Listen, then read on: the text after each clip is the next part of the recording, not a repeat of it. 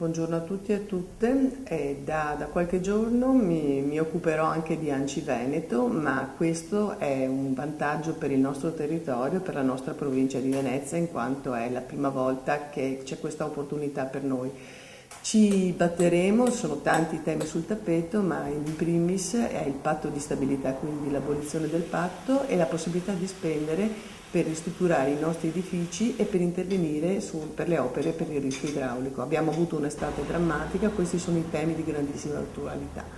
Poi abbiamo le grandi riforme istituzionali, per cui ci sono le unioni, le fusioni e tutto il tema della gestione dei servizi associati assieme. Due dei punti fondamentali del nostro modo di operare, perché comunque vogliamo lavorare in gruppo, sarà quello di occuparci dei piccolissimi comuni, che sono molti nel nostro Veneto, e delle comunità montane, quindi le città.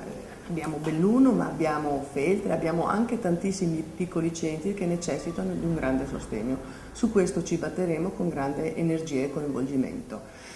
Per questo attiveremo subito dei tavoli di rapporto costante con l'ANCI nazionale, ma soprattutto con i rappresentanti del governo, perché poi le scelte avvengono, ricordiamolo, in Parlamento e si ripercuotono nei nostri territori, spesso con grandissime difficoltà.